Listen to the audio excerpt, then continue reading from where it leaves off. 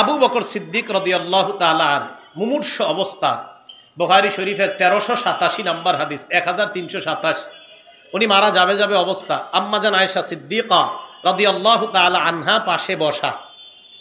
আম্মাজান আয়েশা সিদ্দিকা রাদিয়াল্লাহু তাআলা আনহাকে আবু বকর সিদ্দিক রাদিয়াল্লাহু তাআলা কত মহব্বত করতেন দেখেন নবীকে। প্রশ্ন করলেন, আয়েশা ফি আইয়ি ইয়াউমিন তুওফিয়া রাসূলুল্লাহ সাল্লাল্লাহু আলাইহি ওয়াসাল্লাম, আয়েশা আল্লাহর নবী জানি কি বারে মারা গেছে একটু স্মরণ করা দাও। আয়েশা জবাব দিলেন, আব্বা ইয়াউমাল ইসনাইন, আব্বা আল্লাহর নবী সোমবারে মারা গেছে।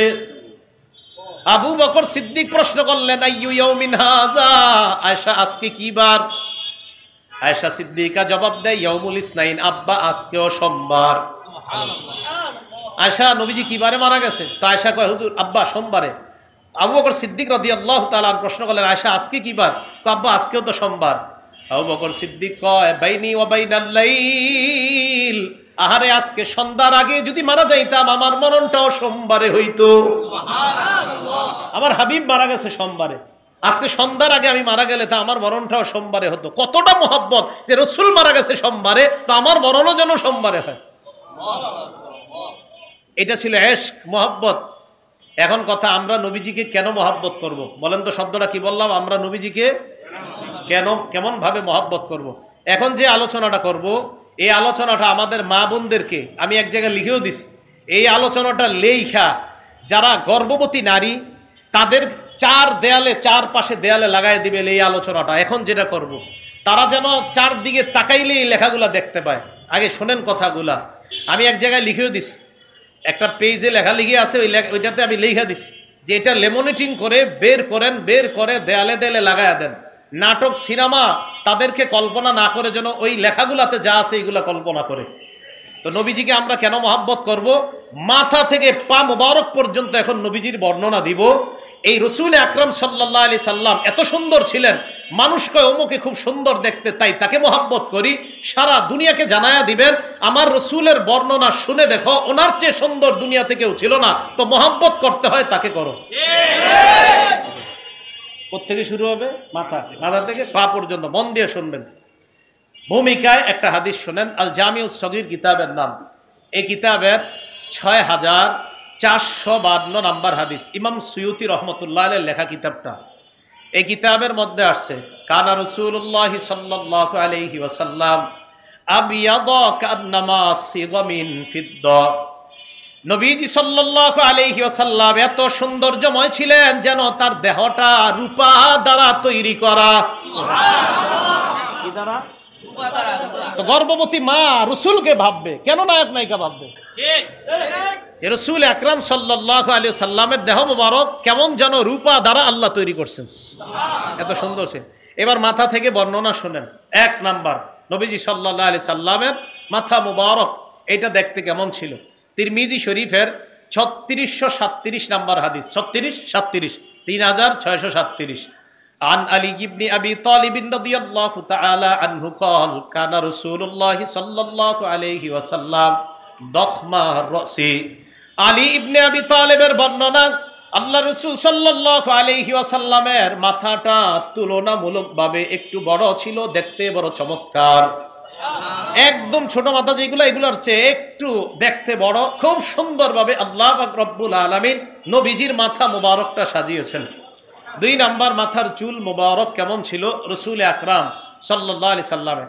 একটা কিতাব আছে নাম জাওয়াইদুল মুসনাদ, এই কিতাবের 944 নাম্বার হাদিসের বর্ণনা, কানা রাসূলুল্লাহ সাল্লাল্লাহু আলাইহি ওয়াসাল্লাম কাসীরা শারির রাসি, আল্লাহ নবীর চুল মোবারক ছিল ঘন। তাহলে মা বোন 1 নাম্বার কল্পনায় আনবে, আমার নবীকে কেমন যেন রূপা দ্বারা তৈরি করা হয়েছে। আমার নবীর মাথা মুবারক কত সুন্দর, আমার নবীর চুল মুবারক দেখতে ঘন ছিল। এই চিন্তাগুলা মা বোনরা আনবে। 3 নাম্বার, চুলগুলা দেখতে কেমন ছিল? মুসলিম শরীফের 2347 নাম্বার হাদিসের বর্ণনা, 2347 নাম্বার হাদিসের বর্ণনা। عن أنس بن مالك رضي الله تعالى عنه قال لا بالجعد القطيط ولا بالسبت, আল্লাহর নবীর চুল মুবারক একবারে কোকড়ানো ছিল না, একদম লম্বাও ছিল না, একবারে কোকড়ানো ছিল না, আবার লম্বাও ছিল না। প্রশ্ন, হুজুর তাহলে কেমন ছিল আপনারা একটু বলেন তো, নবীজির চুল মোবারক কেমন ছিল দেখেন। আহারে, আল জামিউস সগীর হাদিস নাম্বার 6452 নাম্বার হাদিস, কানা রাসূলুল্লাহ সাল্লাল্লাহু আলাইহি ওয়াসাল্লাম রাজিলা শারি, আমার নবীর চুল মোবারক একবারে কোকড়ানো ছিল না, আবার লম্বা ছিল না। দেখতো কেমন ছিল? সাহাবা বর্ণনা দেয় সামান্য ঢেউ খেলানো চুল ছিল। সুবহানাল্লাহ, ঢেউ খেলতো নবীজির চুল মোবারক, ঢেউ খেলতো। কেমন ঢেউ খেলতো দেখেন। রাসূল আকরাম সাল্লাল্লাহু আলাইহি সাল্লামের চুলের ব্যাপারে আল জামিউস সগীরের 6475 নাম্বার হাদিস আসছে, ইন আকিকাতুহু, নবীজির চুল মুবারকের অবস্থা ছিল এমন, আল্লাহর নবীর সামনের চুল মুবারক গুলা যদি শীতি কাটতো, কি কাটতো? শীতি। এগুলা যদি শীতি কাটতো নিজের থেকে, ইন কানাত আকিকাতুহু, নবীজির চুল মুবারক গুলো যদি শীতি কাটতো, ইনিন ফারাকাত আকিকাতুহু, চুল যদি এমনি শীতি কাটতো, ফারক, তাহলে নবী খুব সুন্দরভাবে শীতি কাটতেন, ওয়াইল্লা ফালা, অন্যথায় শীতি কাটতেন না। তাহলে একবারে কোকড়ানো ছিল না, একবারে লম্বা ছিল না, ঈষৎ ঢেউ খেলানো ছিল, হালকা ঢেউ খেলতো চুলগুলা। চুল যদি অনায়াসে শীতি আসতো, আল্লাহর নবীর শীতি মুবারকটা এত সুন্দর করে হইতো যে অটোমেটিক আমার নবীর চুল মুবারক এমন ভাবে শীতি হয়ে যেত, দেখতে মনে হতো একজন সুদর্শন পুরুষকে আল্লাহ কিভাবে বানিয়েছেন। সুবহানাল্লাহ, মানুষ কাকে ফলো করে আমি বুঝি না। তাহলে রাসূল আকরাম সাল্লাল্লাহু আলাইহি সাল্লামের চুল মুবারক এমনি শীতি হয়ে যেত। সামনের চুল আর সামনের দাড়ি কয়েকটা সাদা হয়ে গেছিল। ইন্তেকালের আগ পর্যন্ত প্রায় 17-18টার মতো দাড়ি সাদা, শাড়ি আর চুল সাদা হয়ে গেছিল।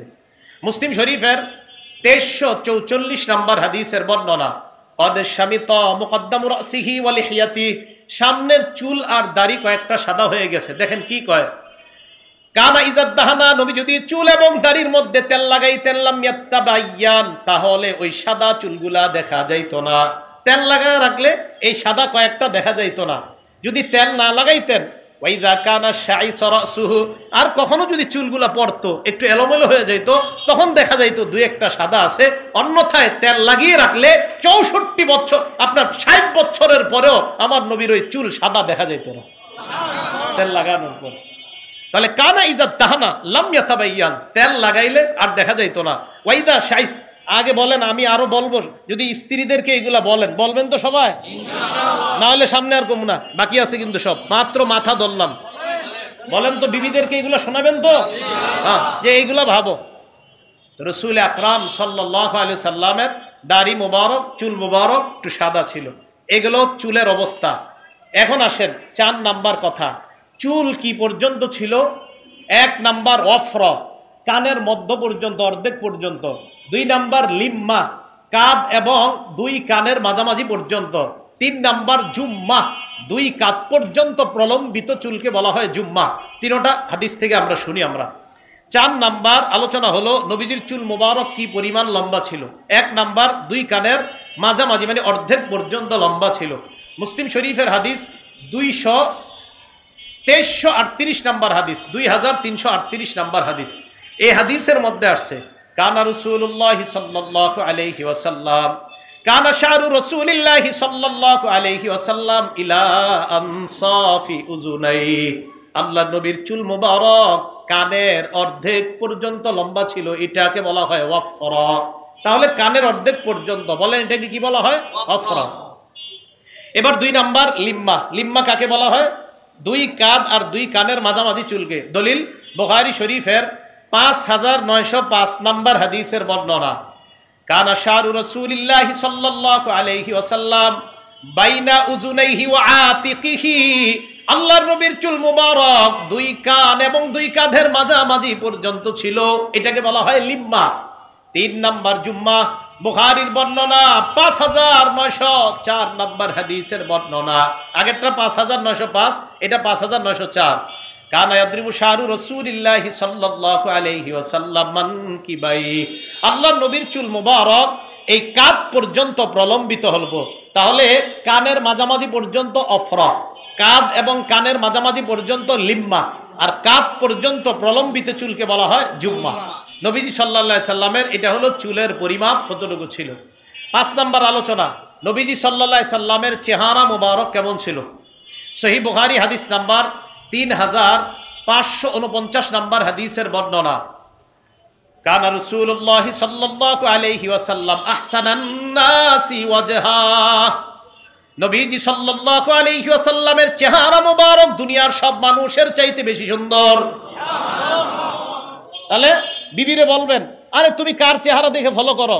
তুমি নবীর চেহারা ভাবো, নবীর চেহারা দুনিয়ার সবচেয়ে সুন্দর ছিল, তো আমার নবীকে কল্পনা করো। শামাইল তিরমিজি কিতাবের নাম, এটা বিবিরে কিনে দিবেন, আপনার ছেলের বিবিরে কিনে দিবেন, আপনার মেয়ে গর্ভবতী তাকে কিনে দিবেন। শামাইলে তিরমিজি, মাদ্রাসা মসজিদের ইমাম আলেমদের সাথে যোগাযোগ করে বলবেন, হুজুর বাংলায় পাওয়া যায় শামাইলে তিরমিজি, এটা আমারে কিনে দেন। এটা ওই গর্ভবতী নারীকে দিয়ে বলবেন কোরআন পড়বা, আর পাশাপাশি নবীর নাক কান চুল কেমন ছিল এগুলা পড়তে থাকো, নাটক সিনেমা বন্ধ, সব বন্ধ করে দেন। সন্তানের উপর প্রভাব পড়বে ইনশাআল্লাহ। রাসূল আকরাম সাল্লাল্লাহু আলাইহি সাল্লামের চেহারা মোবারক সবচেয়ে উজ্জ্বল ছিল। তিরমিজি শরীফের 3638 নম্বর হাদিসের বর্ণনা, লা বিল মুকালসামি, আল্লাহ রাসূলের চেহারা মোবারক একবারে গোল ছিল না। তাহলে কেমন ছিল? ওয়া কানা ফিল ওয়াজহি তাদবিরুন আবিয়াদা মুশরাবা, হ্যাঁ গোলের দিকে কিছুটা ভাব ছিল, তবে গোল ছিল না। আল্লাহ নবীর চেহারা মোবারক গোল ছিল না, আর তবে গোলের দিকে কিছুটা ভাব ছিল, পুরাপুরি গোল ছিল না। এটা রাসূল সাল্লাল্লাহু আলাইহি সাল্লামের চেহারার আকৃতি। নবীজি সাল্লাল্লাহু আলাইহি সাল্লামের চেহারাটা আরো কেমন সুন্দর ছিল, আরেকটা বর্ণনা আমরা শুনি। তিরমিজি শরীফের 3846 নম্বর হাদিসের বর্ণনা। এই হাদিসের মধ্যে আসছে নবীজি সাল্লাল্লাহু আলাইহি সাল্লামের চেহারা মুবারকটা এত সুন্দর ছিল, আল্লাহ পাক রব্বুল আলামিন এত সুন্দর করে বানিয়েছে। আল জামিউস সগীরের 6475 নম্বর হাদিসে আসছে, ইয়া তালাআল্লাহু ওয়াজহুহু তালাআলুল কমার লাইলাতাল বাদ, পূর্ণিমার চাঁদের রাতের চাঁদটা যেমন সুন্দর, রাসূলের চেহারা মুবারকটা এমন ওই চাঁদের মতো সুন্দর দেখা যেত। এটা আল জামিউস সগীরের বর্ণনা, 6475 নম্বর হাদিস। মুসলিম শরীফের 1344 নম্বর হাদিসের বর্ণনা। এক ব্যক্তি প্রশ্ন করলেন, ওয়াজহুহু মিসলুস সাইফ, নবীর চেহারা মুবারক কি তরবারির মতো সুন্দর ছিল?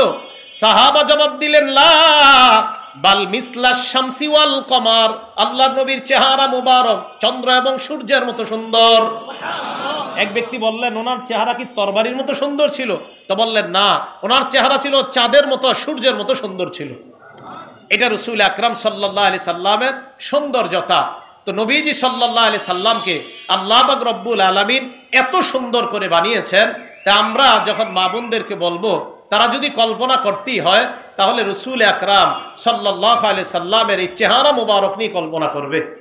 হযরত জাবির ইবনে সামুরা রাদিয়াল্লাহু তাআলা আনহুর বর্ণনা, তিনি কি বলে দেখেন, রাআইতু রাসূলুল্লাহি সাল্লাল্লাহু আলাইহি ওয়াসাল্লাম, আমি আল্লাহর নবীর দিকে তাকাইলাম, ফাজআলতু আনজুরু ইলাল কমার ওয়া ইলা রাসূলিল্লাহি সাল্লাল্লাহু আলাইহি ওয়াসাল্লাম, একবার চাঁদের দিকে তাকায়, আর একবার নবীর দিকে তাকায়, আবার চাঁদের দিকে, আবার নবীর দিকে।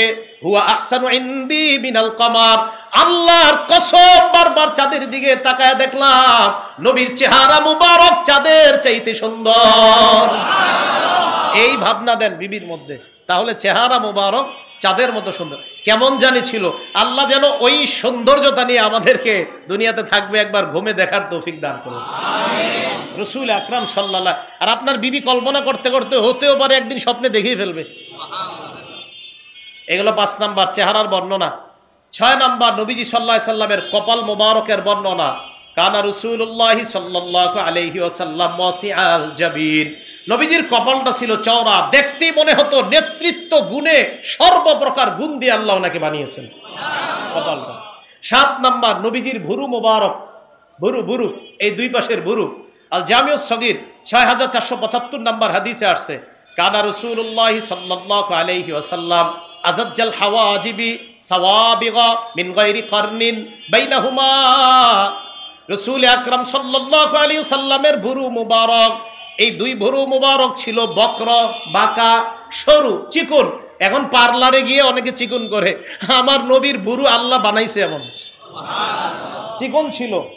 দুইটার মাঝখানে মিন গায়রি কারনিন, এই দুই ভুরুর মাঝখানে লাগানো ছিল না। এখন আমার দিকে তাকান, নবীজির এই দুই ভুরুর মাঝখানে বাইনাহুমা, এই দুই ভুরুর মাঝখানে একটা রগ ছিল, ইউদিররুহুল গদব, আমার নবী যখন মাঝে মাঝে রাগ করতেন এই রগটা ফুলে যেত, সুবহানাল্লাহ। আর না জানি কত সুন্দর লাগতো। অবশ্যই নবীজি রাগ হইলেও সুন্দর লাগতো। নবীজি সাল্লাল্লাহু আলাইহি সাল্লামের এই দুই ভুরুর মাঝখানে একটা রগ ছিল, ইউদিরুহুল গদব। নবীজি যখন রাগ করতেন তখন তার এই দুই ভুরুর মাঝখানের রগটা ফুলে উঠত। তো নবীজি সাল্লাল্লাহু আলাইহি সাল্লামকে আল্লাহ এত সুন্দর করে বানিয়েছেন। তাহলে এইভাবে আপনার ঘন ছিল, সরু ছিল, দুইটার মাঝখানে ফাঁকা ছিল, আর এই দুইটার মাঝখানে একটা রগ ছিল। রাগ হইলে নবীজির এটা দেখা যাইত।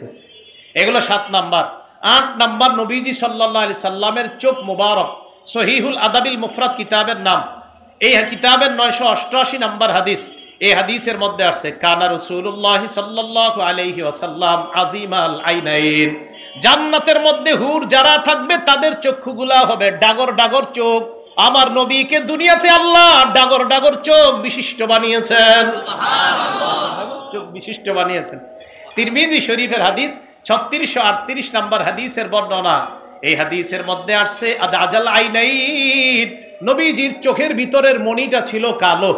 তিরমিজি শরীফের 3846 নাম্বার হাদিসের বর্ণনা, আশকালাল আইনাইন, নবীজির চোখের এই কিনারা দিয়ে দেখলেই, যেই কেউ দেখলেই নবীজিকে মায়া করতে বাধ্য। চোখগুলো আল্লাহ এত মায়াবী বানাইছেন। সুবহানাল্লাহ। আশকালাল আইনাইন, আশকালাল আইনাইন, চোখ ছিল বড়, দেখতে বড় চমৎকার, একটু লালিমা লালিমা ভাব ছিল। যেই কারো দিকে তাকাইলে কারে মানুষ ফলো করে আমি বুঝি না, আমার নবীর চোখ মুবারক আল্লাহ বানাইছে এত সুন্দর করে। আর কেমন বানাইছে? হযরত জাবির ইবনে সামুরা রাদিয়াল্লাহু তাআলা আনহু কি বলে দেখেন, আমি তো অবাক হয়ে গেছি এই হাদিস যখন পড়লাম। তিরমিজি শরীফের একটা হাদিস আছে, ইয়াদখুলু আহলুল জান্নাতিল জান্নাতা জুরদান মুরদান মুকাহহালিনা। জান্নাতীরা যখন জান্নাতে যাবে তখন তাদের চোখগুলোর দিকে তাকাইলে দেখা যাবে আল্লাহ প্রদত্ত সুরমা মনে হয় তাদের চোখে লাগায় দেওয়া হয়েছে। দুনিয়াতে না জান্নাতে যাওয়ার সময়। এবার আমার নবী দুনিয়াতে কেমন ছিল দেখেন। জাবির ইবনে সামুরা বলেন, তিরমিজি শরীফের 3845 নাম্বার হাদিস, তিনি বলেন, রাআইতু রাসূলুল্লাহ সাল্লাল্লাহু আলাইহি ওয়াসাল্লাম, আল্লাহ নবীর দিকে আমি তাকাইলাম, তাকানোর পর মনে মনে বলতাম, আকাহালা, নবী জীবন হয় চোখের মধ্যে সুরমা লাগিয়েছেন। ভালো করে তাকায়া দেখলাম, লাইসা বি আখালা, সুরমা লাগায় নাই, বরং আল্লাহ চোখগুলাই এমন বানায়া দিছে। সুবহানাল্লাহ। আমার দেখলে মনে হয়তো সুরমা লাগাইছে, আসলে সুরমা লাগায় নাই, আল্লাহ বানাইছে এমন। তো রাসূল আকরাম সাল্লাল্লাহু আলাইহি সাল্লামের চোখ মুবারক এত সুন্দর ছিল। এরপরে আসেন 9 নাম্বার আলোচনা, নবীজি সাল্লাল্লাহু আলাইহি সাল্লামের নাক মুবারক। নাকের দিকে তাকান, নবীজির নাক কেমন ছিল? হাদিসের মধ্যে আছে, আকনাল ইরনাইন, নবীজির নাকটা আমাদের চাইতে তুলনামূলক এই জায়গায় একটু উঁচু ছিল। লাহু নূরুন, এই জায়গায় তাকাইলে মনে হতো একটা নূর ইয়ালুহু, এখান থেকে নূর বের হচ্ছে। সুবহানাল্লাহ। এত সুন্দর করে আল্লাহ নবীজিকে বানিয়েছেন। 10 নাম্বার, দাঁত মুবারক। হাদিসে আসছে, মুফাল্লাজাল আসনান, বর্তমানে দাঁত ফাঁকা করার জন্য কত কিছু করা হয়। আল্লাহ নবীকে আল্লাহ পাক রব্বুল আলামিন এমনিতেই দাঁতগুলা হালকা হালকা ফাঁকা রেখে যেন কোনো শিল্পের শিল্প দ্বারা আমার নবীর দাঁতগুলা আল্লাহ বসিয়ে দিয়েছেন। 11 নাম্বার, নবীর থুতু মুবারক। কি মুবারক? হ্যাঁ, থুতু। স্বপ্নে যদি মুখে একটু দিয়ে দেয় কাজ হয়ে গেছে। তো রাসূল আকরাম সাল্লাল্লাহু আলাইহি সাল্লামের থুতু মুবারক কেমন ছিল? বুখারী শরীফের একটা বর্ণনা শোনেন, 4210 নাম্বার হাদিস। রাসূল আকরাম সাল্লাল্লাহু আলাইহি সাল্লামের সাহাবা সাহাল ইবনে সাদ রাদিয়াল্লাহু তাআলা আনহুর বর্ণনা, তিনি বলেন, খায়বারের যুদ্ধে আমাদের বিজয় হচ্ছে না। তো রাসূল আকরাম সাল্লাল্লাহু আলাইহি সাল্লাম বললেন, খায়বারের যুদ্ধের দিন নবীজি বললেন, আগামীকাল লা উতিয়ান্না রায়াতা গাদান রাজুলান, আগামীকাল এমন এক ব্যক্তির হাতে পতাকা দিব, ইয়াফতাহুল্লাহু আলা ইয়াদাইহি, যার হাতে আমি আশাবাদী আল্লাহ খায়বারের বিজয় দান করবেন। ইউহিব্বুল্লাহ ওয়া রাসূলুহু ওয়া ইউহিব্বুহুল্লাহু ওয়া রাসূলুহু, যেই ব্যক্তি আল্লাহ আর আল্লাহ রাসূলকে ভালোবাসে আর আল্লাহ এবং তার নবীও তাকে ভালোবাসে। এখন দেখেন, আমি আপনি আল্লাহ তাআলা নবীর সাহাবারা এই কথা শোনার পর আমাদের মাদ্রাসার উস্তাদরা যখন কিছু বলে, আগামীকাল তোদের মধ্য থেকে একজনকে এই করা হবে, ভালো একটা সুসংবাদ দিছে, তখন সবার রাত্রে ঘুম হবে না। আরে না জানি আমি, প্রত্যেকের এরকম একটা মনোভাব থাকবে। তো নবীর সাহাবারা ফাবাতু ইয়াদুকুনা লাইলাতাহুম, রাতের বেলা এই চিন্তায় কাটায়া দিছে। আইয়ুহুম ইউতাহা, তারা এই চিন্তা করতে করতে রাতটা কাটায় দিছে, না জানি কালকে আমাকেই দেয়, না জানি পতাকাটা আমাকেই দেয়, তো প্রত্যেকের আশা আমাকেই দিবে। ফালাম্মা গাদাও, যখন সকাল হয়েছে, আসবাহু ফালাম্মা আসবাহু গাদাও আলা রাসূলিল্লাহি সাল্লাল্লাহু আলাইহি ওয়াসাল্লাম, সকাল হওয়ার পর তারা সবাই আল্লাহ নবীর কাছে আসলেন। আসার পর নবীর আশেপাশে ঘুরে আর সবার চিন্তা আমারই দিবে। চোখের মধ্যে সমস্যা হয়েছে। নবীজি বলেন তাড়াতাড়ি ডাকো। হযরতে আলী আসলেন, আসার পর বললেন আলী কেন আসো নাই? হযরত আলী বলেন হুজুর চোখে সমস্যা। নবীজি কই সমস্যা? চোখে। কখনো চোখ খুলছে। ফাবাসাকা রাসূলুল্লাহি ফি আইনাই, আল্লাহর নবী হযরত আলীর দুই চোখে থুতু দিয়ে দিস। হযরত আলী বলেন সাথে সাথে আমার অবস্থা এমন যেন আমার জীবনেও চোখে সমস্যা ছিল না। বরকত আসেনি থুতুতে? স্বপ্নে যদি একটু পায়া যান কাজ হয়ে যাবে। 12 নাম্বার 11 নাম্বার থুতু মুবারক। 11 নাম্বার থুতু মুবারক। 12 নাম্বার রাসূল আকরাম সাল্লাল্লাহু আলাইহি ওয়াসাল্লামের ফু ফু ফু, মুখ দিয়ে ফু দেয় না, ফু। নবীজির এক সাহাবা নাম সালামা রাদিয়াল্লাহু তাআলা আনহু। এই সালামা রাদিয়াল্লাহু তাআলা আনহুর ব্যাপারে আসছে আবু দাউদ শরীফের বর্ণনা 3894 নাম্বার হাদিস। এখানে আসছে হযরত সালামা রাদিয়াল্লাহু তাআলা আঘাতপ্রাপ্ত হইছে। তা এক সাহাবা তার নাম ইয়াজিদ ইবনে উবাইদুল্লাহ, তিনি বলেন আমি দেখলাম হযরত সালামার পায়ের মধ্যে আঘাতের চিহ্ন। আমি বললাম কি ব্যাপার, তোমার পায়ে কি হয়েছে? ভাই যুদ্ধের ময়দানে পায়ে একটু আঘাত পাইছি। কয় তাই নাকি? হ্যাঁ। নবীজির কাছে বলা হলো ইয়া রাসূলুল্লাহ আপনার সাহাবা সালামার পায়ের মধ্যে আঘাত হয়েছে। নবীজির কাছে সাহাবা সালামাকে নিয়ে যাওয়া হয়। হযরত সালামা বলেন ফানাফাসা ফিয়া সালাসা নাফাসাত, নবী আমার পায়ের আঘাতের জায়গায় 3টা ফু দিলেন। কয়টা ফু দিলেন? 3টা ফু দেওয়ার পর আমার মনে হলো আমি জীবনেও পায়ের মধ্যে কখনো আঘাত পাই না। নবীজির ফু। 13 নাম্বার নবীজির দাড়ি মুবারক। কানা রাসূলুল্লাহ সাল্লাল্লাহু আলাইহি ওয়াসাল্লাম কাসাল লিহিয়া, নবীজির দাড়ি মুবারক ঘন ছিল। দাড়ি মুবারক কি ছিল? ঘন ছিল। 14 নাম্বার দেখেন কাদ। কাদ কেমন ছিল? কাদ এটা আল জামিউস সগীরে আসছে। আল জামিউস সগীরের 6475 নাম্বার হাদিসটা আলেমরা পড়ে নিতে পারেন, লম্বা একটা হাদিস। এই হাদিসের সনদে ইমাম সুয়ুতি লেখছেন এটা হাসান। অন্যান্য কিছু সনদ আছে যে সনদগুলো দুর্বলতা আছে, বাকি এই সনদ এটা হাসান সনদ। তো রাসূল আকরাম সাল্লাল্লাহু আলাইহি সাল্লামের কাদ মুবারক কান্না উনুকাহু জিদু দুমিয়াতিন ফি সাফাইল ফিদ্দা, যেন আল্লাহ নবীর কাদ মুবারকটাকে একটা রূপার পাত্রের মধ্যে যেন রাসূলের এই কাদ মুবারক মুতি দিয়ে আল্লাহ সাজিয়ে দিয়েছেন। এত সুন্দর করে নবীর কাদ মুবারক বানিয়েছে। 15 নাম্বার এবার এই জায়গাটা তাকান, প্রত্যেকের এই জায়গাটা কল্পনা করেন যে কাদের একটু নিচে। মুসলিম শরীফের 2344 নাম্বার হাদিস, সাহাবা বলেন রাআইতুল খাতামা ইনদা কাতিফিহি মিসলা বাইজাতিল হামামা, কবুতরের একটা ডিমের মতো নবীজির এই কাদ মুবারকের একটু নিচে পিঠের উপরে ছোট্ট একটা চিহ্ন দেখলাম। কিসের মতো? কয় কবুতরের ডিমের মতো কিছু একটা দেখলাম। হুজুর এটা কি? নবীজি বললেন এটা হলো আমার নবুয়তের মোহর।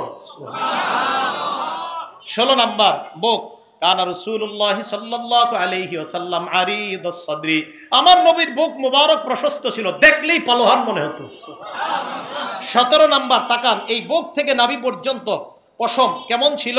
দাকিকাল মাসরুবা, নবীজির এখান থেকে নাভি পর্যন্ত সরু চিকন একটা, মনে হচ্ছে একটা খেজুর গাছ মনে হয় বসিয়ে দেওয়া হয়েছে। এত সুন্দর করে নবীজির বুক মুবারকের লোমগুলো আল্লাহ সাজিয়েছেন। আর ইয়াসাদিয়াইন, দুই পাশে বেশি লোম ছিল না। 18 নাম্বার আলোচনা, নবীজির পেট মুবারক কেমন ছিল? সাওয়া আল বাতনি ওয়াস সাদরি, আমার নবীর পেট বুক উভয়টা সমান ছিল, আমগো মতো মোটা ছিল না। রাত 11টায় খায়া ঘুমাইলে তো মোটাই হবে। 11টা এশার আগে খানা খাবেন, এশার আগে খানা খেয়ে এশার নামাজ পড়বেন, 2 রাকাত সুন্নত পড়বেন, আরো 8 রাকাত বাড়ায়া পড়বেন, এরপরে 3 রাকাত বিতির পড়বেন। ওই 8 রাকাত, যে 8 রাকাত নিয়ে রমজানে ঝামেলা হয়, এই 8 রাকাত নবী সারা বছর পড়তেন। তাহলে এশার নামাজ পড়বেন, 2 রাকাত পড়বেন, এরপরে 8 রাকাত পড়বেন, এরপরে বিতির পড়বেন। আমি লিখে দিচ্ছি, আপনি ঘুমানোর পরে গিয়া পেট আপনার বাড়বেই না নিশ্চিত। না আপনি খান কখন? সুন্দর মতো এসা পরে পইরা টইরা গল্প করে টরে চাটা খায়া বাসায় যাওয়ার পরে দাও খানাগুলা দাও, বাস খায় 11টায়, খায় মাশাল্লাহ, বাস এরপরে এত বড় পেট হয়। কষ্ট নিয়েন না, আসলেই তো এমন হয় আমাদের। সুন্নাহ বহির্ভূত চলতেছি আমরা। এশার আগে খানা খান, এশার আগে খানা। আমি তো এই যে মাহফিল বহির্ভূত সময় আলহামদুলিল্লাহ মাগরিব পরে আমি খানা খাই রাতে। আমি এই যে মাহফিলে হয়তো ঝামেলা হয়ে যায়, খাইতে একটু দেরি হয়, কিন্তু এমনি আমি আলহামদুলিল্লাহ আমারে কি কয় সবাই, এইটা আগের যুগের মানুষ। এই যে মাগরিবের পরে খানা খাই, আমার দাদিও মাগরিবের পরে খানা খাই, তো এখন আমারে কয় কি মাগরিবের পরে খানা খাই দিঘা, এই কি আগের যুগের মানুষ মাগরিবের পরে খানা খায়? তো মাগরিবের পরে খানা খাই আলহামদুলিল্লাহ। তো মাহফিল ছাড়া আপনার মাগরিবের পরে আমার খানা খাওয়া আদত, শুধু আমার না, আমাদের পরিবারের আলহামদুলিল্লাহ আমার বিবি সহ আমাদের সবার আদত মাগরিবের পরেই খানা খাওয়া। রসুল আকরাম সাল্লাল্লাহু আলাইহি সাল্লামের পেট, বুক এইগুলো সমান ছিল। কেন? আমাদের নবীজি সাল্লাল্লাহু আলাইহি সাল্লামের পেট আর বুক এটা সমান রাখা, এটা পালন রাখা। পেট বেড়ে যাওয়া এটা দিতে পারেন না আপনি, কারণ একটা মুসলমান সব সময় সুঠাম দেহি দেখতেই যেন মুজাহিদ মনে হয়। এটা একজন মুসলমান এমন থাকতে হবে। 19 নাম্বার, রসুল আকরাম সাল্লাল্লাহু আলাইহি সাল্লাম হাঁটতেন কিভাবে? তিরমিজি শরীফের 3637 নাম্বার হাদিসের বর্ণনা। আলী ইবনে আবি তালেব রাদিয়াল্লাহু তাআলা আনহু বলেন, বাস এই কথা বলে শেষ করে দিচ্ছি, দেখেন একবারে বর্ণনা দেয়। লাম ইয়াকুন রাসূলুল্লাহ বিত্তাওয়িলিল বাইন, নবীজি সাল্লাল্লাহু আলাইহি সাল্লাম একবারে গাছের মতো লম্বা ছিল না, ওয়ালা বিল কাসিরি, একবারে খাটো ছিল না। কেমন ছিল?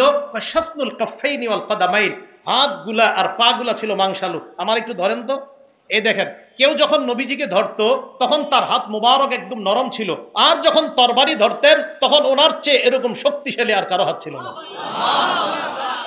হাত মুবারক এত সুন্দর ছিল। তাহলে হাত মুবারক মাংসালু ছিল, পা মুবারক মাংসালু ছিল, আর দখমুল কারাদিস, নবী সাল্লাল্লাহু আলাইহি সাল্লামের এই জোড়াগুলা আল্লাহ এত সুন্দরভাবে বানিয়েছেন যে একটা পালোয়ান পুরুষের যেমন হওয়া দরকার, জিম কইরা ছেলেরা বানায়, আমার নবীরে আল্লাহ বানাইছে এমন। সুবহানাল্লাহ, দখমুল কারাদিস। আর পাইদা মাশা, নবী যখন হাঁটতেন, আহারে খুব সহজ সরল ভাবে হাঁটতেন।